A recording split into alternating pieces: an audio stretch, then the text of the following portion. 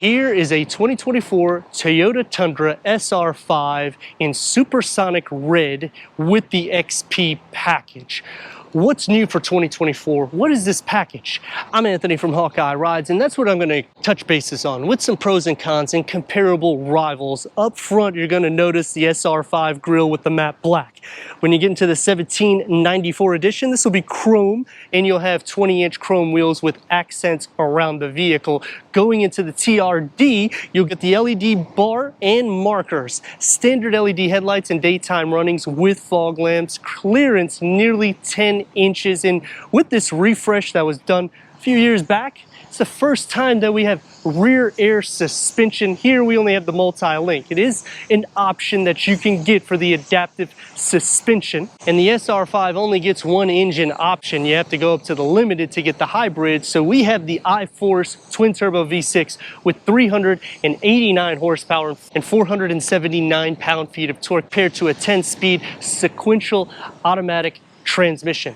It's achieving 18 mpgs for the city and 23 mpgs for the highway. When you go into the hybrid, that one's going to have 437 horsepower. What is the XP now? That package starts off with these 20-inch TRD spec wheels. You get the Tundra badging and the XP badging. All of it is going to be blacked out. With the Predator side rails, the rear gets the exhaust tip that's blacked out with the Toyota emblem. Tundra blacked out with the tow hitch, and inside you'll receive the driving modes, plus you get the power rear window that's either vertical or horizontal. In this case, it is horizontal, which the XP package is only available in certain states, and those are Alabama, South and North Carolina, Georgia, and Florida. 17% increase from the prior gen in towing up to 12,000 pounds and 11% increase in payload up to 1,925 pounds.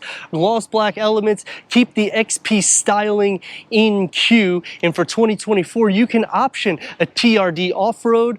You can also option a heads-up display, so you do not have to go to the top tier or the capstone in order to receive it.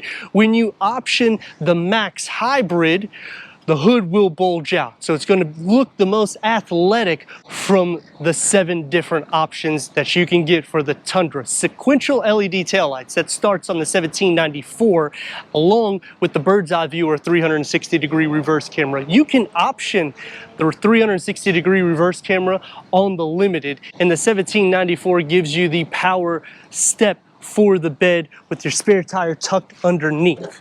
Soft open for the 5.5 box that goes into a length of 65.6 inches. Between the wheel wells at 48.7 inches, a height at 20.9 inches, and a width at 58.7 inches. This is the I-Force twin turbo V6 with nearly 400 horsepower. Let's go inside and start it up so you can hear that exhaust note.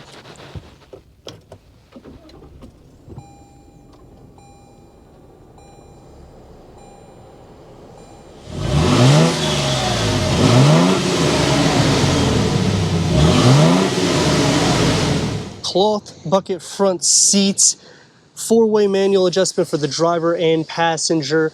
The platinum tier will get the leather and power seat adjustment. Headroom and leg room.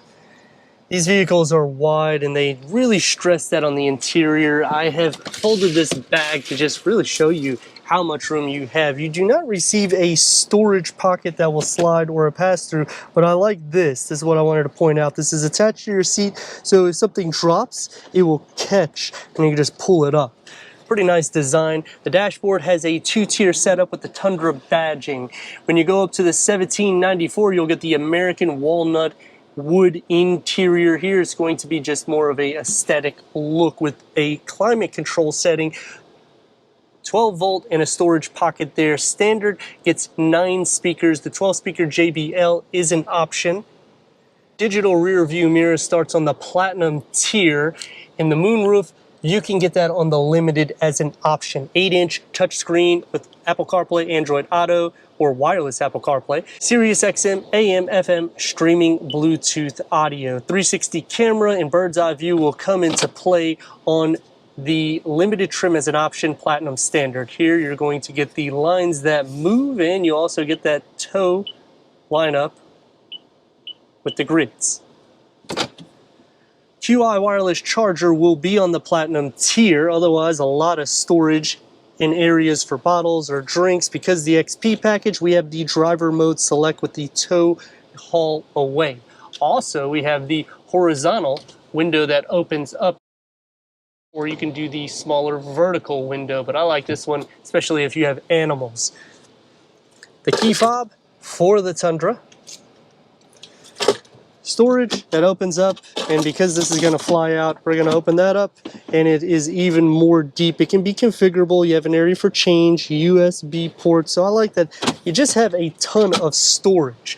The steering wheel is perforated on the side, adaptive cruise control with lane keep assist, Toyota Safety Sense 2.5, which includes pre-collision system with pedestrian detection, full speed dynamic radar, cruise control with lane departure alert and steering assist, lane trace assist, automatic high beams, and road sign assistance. And the gauge cluster has a 4.2 information display that can go through an array of information for the driver, including those settings for Toyota Safety Sense 2.5. Grab handle here to make it easy, but we do have the running boards more or less. This is more or less an area that you can put your arm for an armrest. I call it a second armrest. Acoustic windows on the side is only on the capstone, and if you want the acoustic window for the front, you have to go to the limited trim. One touch up and down for the windows. It's going to be more soft here with the Toyota badging, everyday materials everywhere else. A little storage tier and a long storage pocket with some beverage holders carved out. For the back seats, the floor will not be flat, but you do have this storage compartment here in which you could put dividers on it. You can also adjust this at a 60-40 split. It's not going to be all the way flush down with a storage compartment in the back. For the back seat headroom and leg room, the platinum trim will be the sweet spot because you'll have a home plug, you get your air vents, USB, and a storage with storage behind only passenger seat. No armrest, and the platinum will also have side shades where you're not going to have that here. You'll have more of a dual armrest setup and a storage tier with a longer storage pocket. Sliding into the center, the floor is not completely flat, but it's wide enough to put your feet in its own space. So butt, shoulder, and feet space is not going to be an issue in the Tundra. Same thing for headroom. It's actually pretty good, and you can option that panel moonroof when you go up the tier to the limited trim. 389 horsepower, 479 pound-feet of torque. What does that mean? That you're dealing with the iForce V6 twin turbo instead of a naturally aspirated V8. Do I dislike it? It does a good job. Is there turbo lag? Just a touch, but it's also a 10-speed automatic transmission. It wasn't a huge improvement for MPGs changing this over. The biggest improvement was the increase in towing and payload and giving different engine variants. So if you get the SR, you're going to lose 31 horsepower opposed to the SR5 and 73 pound-feet of torque less. So if you're looking for this more or less, not base, but base engine in the sense of getting some power, I would say option the SR5. Get the XP package if you live in these states, so that way it stands out more so because you get the TRD wheels. For 24, I like that we're getting the option to get the TRD Sport and off-road features or packages on all trims, and the heads-up display also. I mean, these are things that really make this vehicle a little bit more special. It's a wide vehicle, it's a long vehicle, and I would option the rear air suspension or the adaptive suspension in this because that's kind of the sweet thing about what they've done with the Tundra, because they have changed the suspension lineup, so therefore making it a smoother ride for longer journeys or doing any workloads. It's going to take me to some pros and cons, starting off with the pros. You heard quite a few of them, but I like that you can option features is really where we're getting at here, because nowadays it's still yellow, it's yellow, it stayed yellow all the way. So just wanted to let you guys know. Nowadays, you usually have to spec out things to the top tier. You don't have to go to the capstone in order to get everything. Yes, you do for acoustic side windows and front windscreen, but if you go to the limited trim, you'll get the front windscreen acoustic. You're not gonna get that sound deadening here. So if I mash on the engine, filters in a touch, but you will hear some road noise. It's not going to be as lifted up as some of the rivals, but you're also not paying $100,000 like you would with some of the rivals.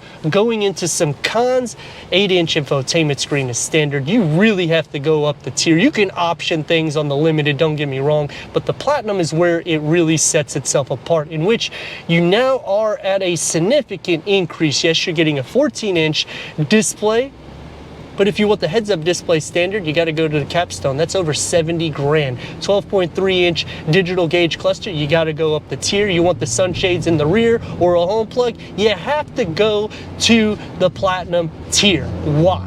Why can't we just give an option for these packages?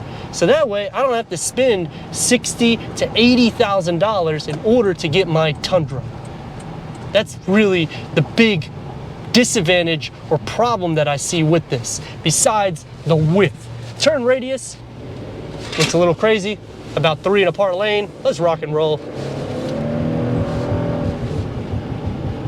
Dual pistons in the front, so I'm not necessarily too worried, but I wouldn't get on it too much because it is a heavier truck and it is a wider truck. You do sit up high, so I like that Toyota is going that route. And it feels more smooth than I would say Chevy and GMC. Ford is going to be the most quiet vehicle, and they still have the option for a naturally aspirated V8, the Coyote engine, which I would personally option because these engines are becoming dinosaur. As you notice, you can't even get it in a Tundra. And to get in and out of traffic isn't going to be an issue at all because you're the one that's big on the road, so just give a little push and just play. But things like a digital rear view mirror, I mean, when you start getting into the $60,000 price, at least give me this and maybe a heads-up display or some ventilated seats, something. But what I like a lot more about the Tundra opposed to the rivals is the lane keeping assist. It really will push you into the lane almost like a BMW, in which, I mean, that's a lot more than Ford, GM, and Chevy with their lane keeping assist technology. The adaptive cruise control isn't bad, but it's not something that I would not necessarily put my foot near the brake, only because it is a heavy vehicle. It does have dual pistons, but still you want to be able to stop in any traffic congestions. Overall, it's a solid built vehicle. It would be nice that the increase of towing and payload was the best in class. That's not going to be the case, unfortunately, but the seat is one of the most comfortable because it is very wide and long, unlike traditional Toyotas where they're a little bit more short and they give you the same seat cushioning in the back. So for a long journey, it's a comfortable drive, even with bigger wheels or upgraded size tires. But let me know your thoughts in the comments. And if you're new to the channel, consider subscribing. Check out the next video, merchandise website and Instagram. Leave a comment and a like. And I'd like to thank Stadium Toyota for giving us this 2024 Toyota Tundra SR5 XP for our car review.